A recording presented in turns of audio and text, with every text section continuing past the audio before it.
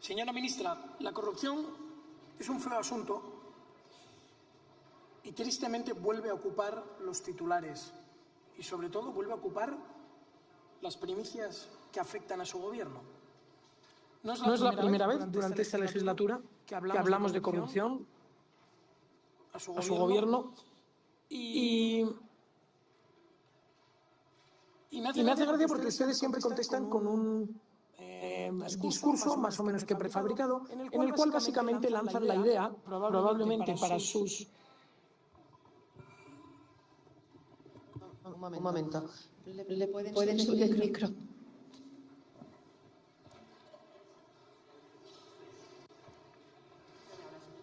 Sí, como decía, la corrupción es un feo asunto y su gobierno y su partido en concreto está demasiado frecuentemente involucrado en ella. Y ustedes durante esta legislatura, las veces que les hemos preguntado por la cuestión, que tristemente han tenido que ser varias, siempre han contestado con una muletilla, un argumento prefabricado en el cual básicamente dicen que el Partido Socialista es un partido ejemplar e implacable contra la corrupción.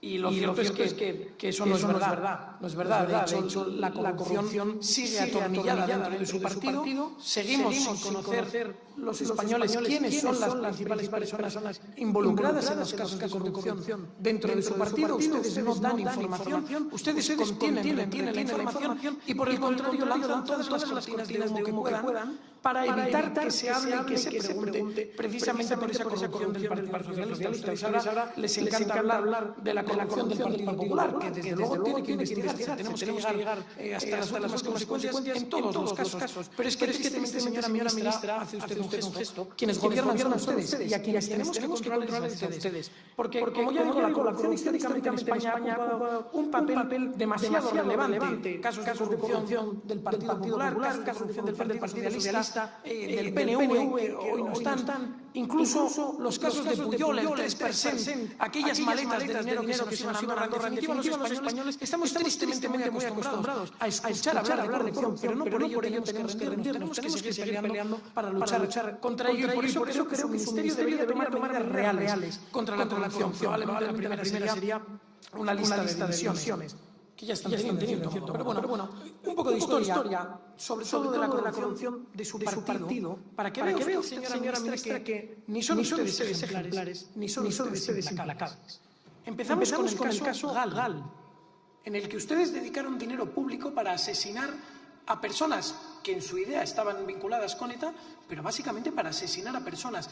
Y en ese tráfico de dinero se dedicaron a robar también el dinero público. Entonces es así que algunos cargos intermedios del Partido Socialista acabaron en la cárcel, cargos intermedios, no así el señor X, que era quien daba las instrucciones. Seguimos sin saber quién era, por cierto. Si tan implacables y ejemplares son, podrían empezar por revelarlo. El caso Roldán, en el que un director general de la Guardia Civil nombrado por el Partido Socialista con el carnet de afiliado al Partido Socialista robó nada más y nada menos que la caja de los huérfanos de la Guardia Civil. Eso no es ejemplaridad y tampoco es implacable, porque lo cierto es que a día de hoy seguimos sin saber dónde está el dinero. El caso de los ERE, señora ministra, ¿cómo no lo va a conocer usted? Que precisamente fue consejera en los gobiernos implicados. 680 millones de euros robados a los españoles para crear una red clientelar. Esto lo dice la sentencia de los ERE, una red clientelar destinada a captar votos y garantizar que el Partido Socialista se mantuviese en el poder. Señora ministra, esto no es ejemplar y desde luego ustedes no han sido implacables. De hecho, hay 2 expresidentes de la Junta de Andalucía condenados y a día de hoy no han pisado la cárcel. Como digo, esto no es ser ejemplar. ¿Cómo no, señora ministra? No podía dejar de hablar de ello. El caso Isofotón, en el que usted precisamente estuvo vinculada. Isofotón, para quienes no lo sepan, era una empresa andaluza que se dedicaba a cuestiones de energías renovables, que fichó como directora general a nada más y nada menos que la señora Teresa Rivera, actual ministra de Energía de España, y recibió unos 80 millones de euros en subvenciones de la Junta de Andalucía, cuando la señora María Jesús Montero era presidenta, era consejera. 80 millones en subvenciones, de los cuales desaparecieron nada más y nada menos que 44. Y, casualmente, cuando se investigaba este asunto, muchos cargos socialistas investigados por ello, se produjeron una serie de defectos procedimentales casuales Y bueno, pues el caso tuvo que archivarse. Qué curioso, ¿verdad? Alguien lo ha dicho hoy, no hay nadie que tenga más suerte que un socialista imputado. La casualidad es tremenda y ustedes se libran siempre por la mínima. Y este es el pasado menos reciente, pero es que el pasado reciente también es terriblemente grave. El caso de las maletas de Delsi. Una persona que no podía entrar en Europa aterrizó en Barajas. Descargó unas maletas, no se sabe ni cuántas ni qué contenían. Barajas, que por cierto está controlado en definitiva por el Ministerio de Hacienda a través de la Policía de Aduanas. Señora ministra, y usted cruzada de brazos y riéndose ante la situación.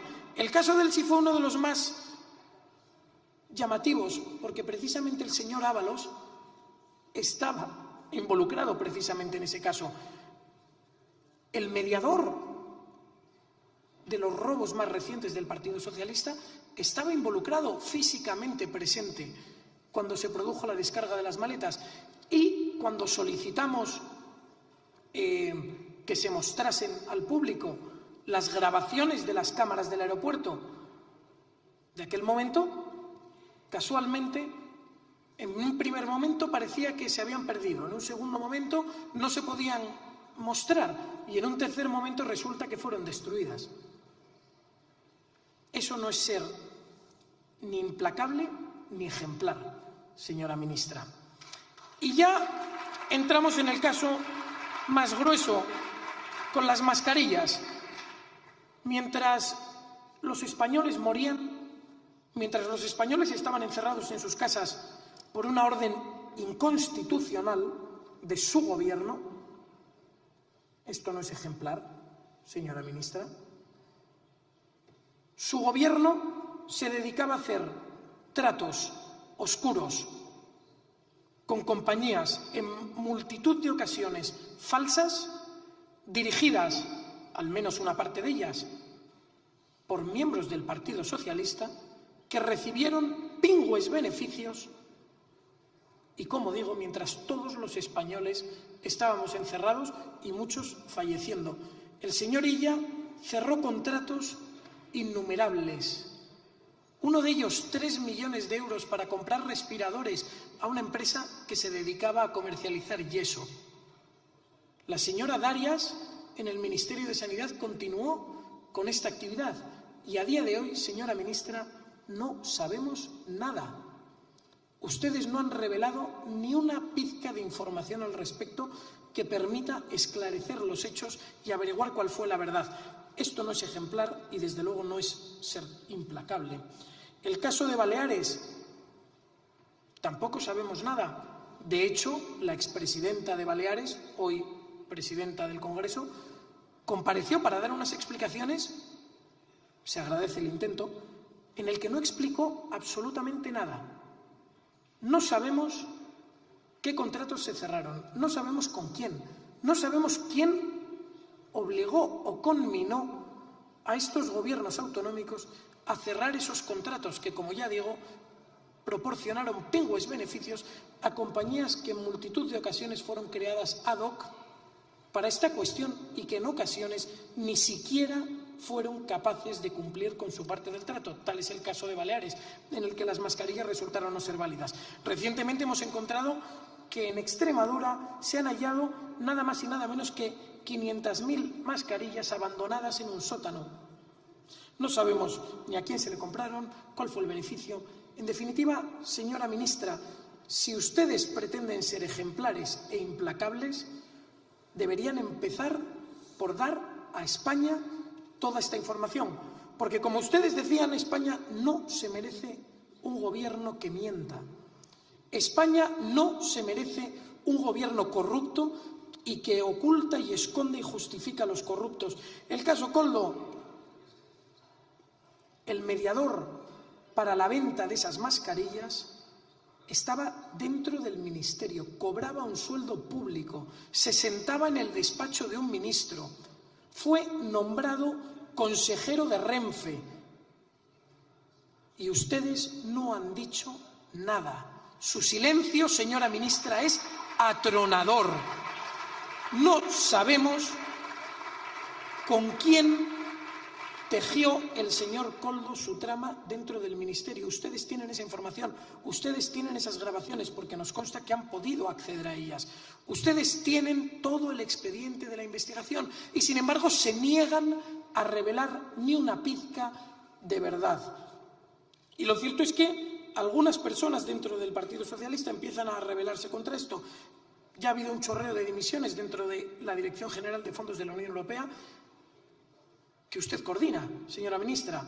Hasta 2 directores generales de la Unión Europea, de fondos de la Unión Europea, han dimitido. Lo mismo sucede en la Abogacía del Estado, en la que varios de los responsables de departamentos están ya solicitando al Gobierno que les permitan dimitir para escapar del tufo corrupto que su partido y su Gobierno exuda.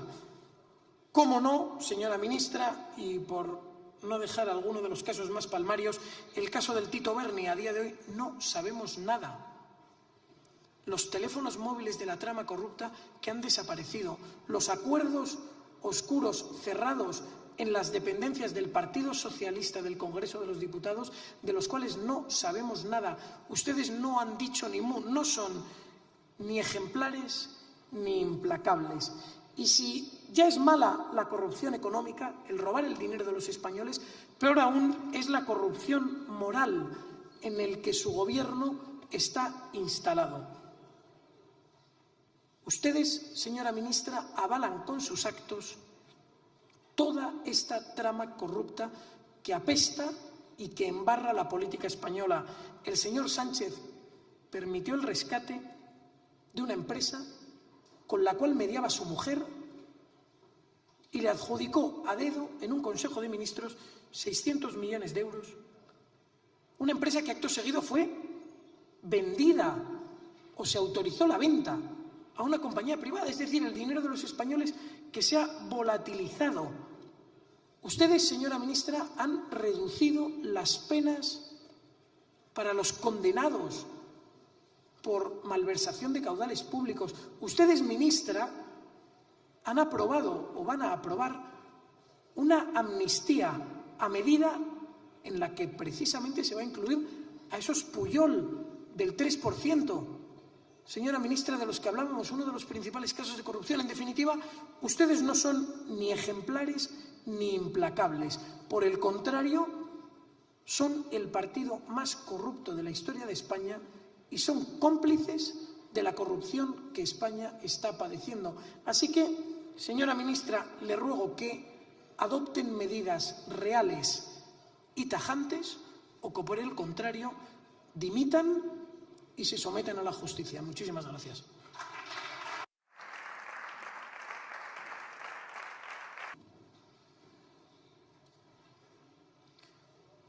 Señora vicepresidenta, lo cierto es que de todas las afirmaciones que lanza usted, hay muchas que sabemos que efectivamente son mentira y hay otras que simplemente sospechamos que son mentira.